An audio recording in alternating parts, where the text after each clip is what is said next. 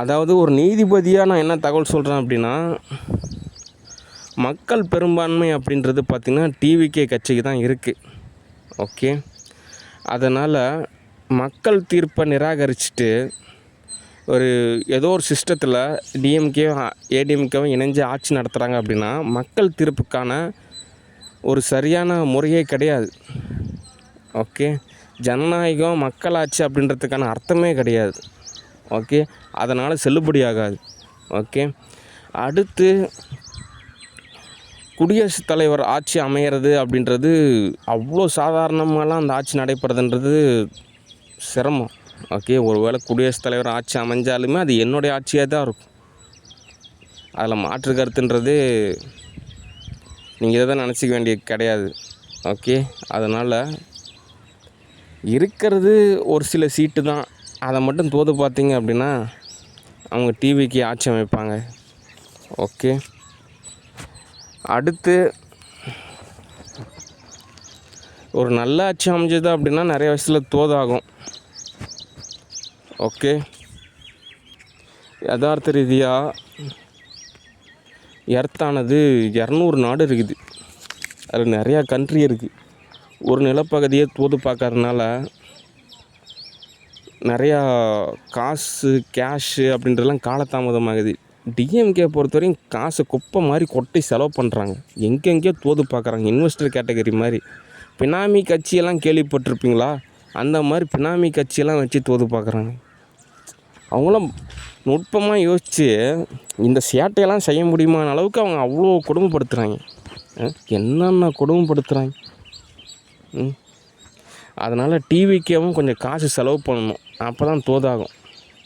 Okay. மக்கள் அப்படின்றவங்க நல்லவங்க தான். பாவம் அவங்களும் வறுமையில் தான் இருக்காங்க.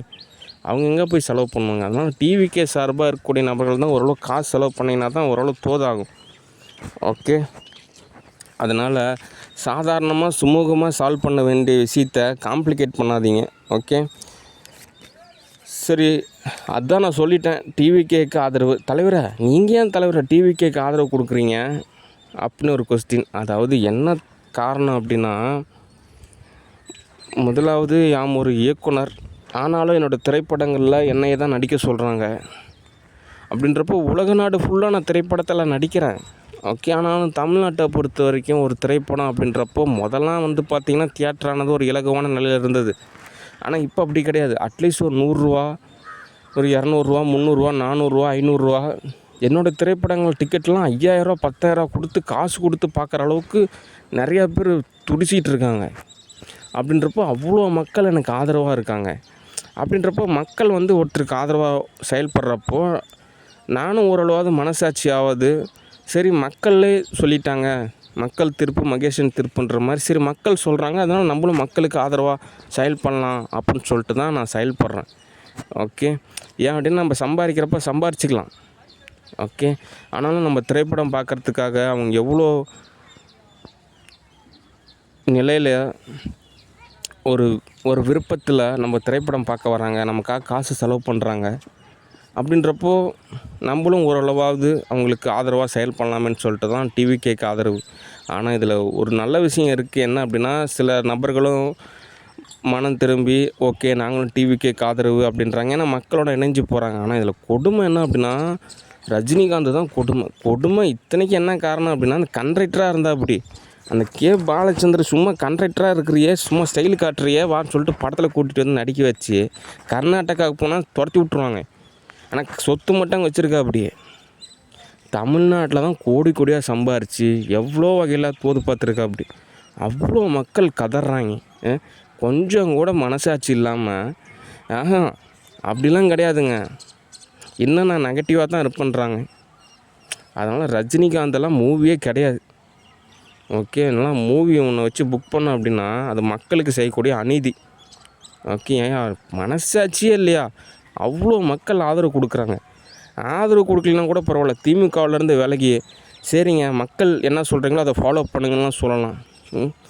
மக்கள் தேவையில்லை, அவங்க தேவையில்லை, இவங்க தேவையில்லை, ஆனால் காசு மட்டும்தான் தேவை. அதனால் எந்திரன் படமும் ஹோல்டு, அதை நான் ஏஐ வச்சு கூட எடுத்துக்கலான் இருக்கேன். வேணால் அதுக்கு வேணால் காசு கொடுத்துட்றேன். மற்றபடி ரஜினிகாந்த் எல்லா மூவியும் கேன்சல் பண்ணலான்னு இருக்கேன். ஏன் அப்படின்னா அந்த ஆள் இவ்வளோ கொடுமைப்படுத்துகிறா அப்படி ஒரு ஸ்டூடியோவுக்கே துரோகம் பண்ணுற மாதிரி இருக்குது. ஓகே, அடுத்து டிஎம்கே பொறுத்த வரைக்கும் டிவிகேக்கு ஆதரவாக இருந்தால் தான் மூவிஸ்லாம் புக்கிங்கு, இல்லைன்னா எல்லாமே கேன்சல். ஓகே, நீங்கள் ஆவறது பார்த்துக்குங்க. ஓகே, நான் மற்ற ஸ்டூடியோலாம் இருக்குது, நாங்கள் தோது பார்த்துக்குவேன். ஓகே, ஓரளவாவது மனசாட்சியாக நடந்துக்கணும். சரி, இவ்வளோ ஊழல் பண்ணால் சம்பாரிச்சாச்சு, சரி ஓகே அவங்க நிர்வகிச்சுட்டு போகணும், விட்டுட்டு போகணும். ஏன் உலக நாட்டில் இடமே கிடைக்கலையா? உங்களுக்கு இருக்கிற சொத்துக்கு சொந்தமாக தீவே வாங்கி அங்கேயே போய் செட்டில் ஆகலாம். ஓகே, இங்கேயே போட்டு சித்திரவதைப்படுத்தணும்னா இப்போலாம் படித்த ஜென்ரேஷனு. ஓகே, கொஞ்சம் கூட மனசாட்சி இல்லாமல் ஏதோ வகையில் ஏற்படுத்துறீங்க. அதாவது மற்றவங்களை ஏமாத்துறதான் நினச்சிட்டு உங்களை ஏமாற்றிட்டுருக்குறீங்க. ஓகே, அதனால் ஸ்டூடியோ பொறுத்த வரைக்கும் ஆக்டர் ரஜினிகாந்தை பொறுத்த வரைக்கும் என்ன தகவல் அப்படின்னா முடி தான் தகவல். அவருக்கான கவனம் என்ன அப்படின்னா என்னோடய தலைமுடி தான். என்னோடய தலைமுடி தான் அவரோட கவனமே. அவரோட கான்செப்டே அதுதான். இந்த ஷாம்பு அவர் பயன்படுத்தணும், அவர் முடியை அவர் பராமரிக்கக்கூடாது.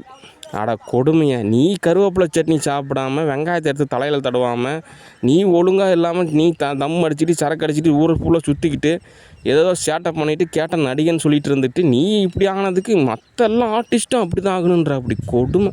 எந்த ஒரு ஆர்டிஸ்ட்டுக்குமே தலையில் முடி இருக்கக்கூடாது. அதுதான் ரஜினியோட டார்கெட்டு. ஏன்னா அவருக்கு முடியலையாமா, கொடுமை. அதான் சொன்னேன், காசு கூட கொடுத்துட்றேன், பிளான்ட்டு அந்த ஏர் பிளான்ட்டுக்கு போங்க, ஒரு 6 மாதம்தான் முடி வளர்ந்துடும் சொல்கிறேன், கேட்க மாட்டேங்கிற அப்படி. ஓகே, அதுக்கு கூட காசு யாரோ ஓசில் செலவு பண்ணணும்னு நினைக்கிறாங்க.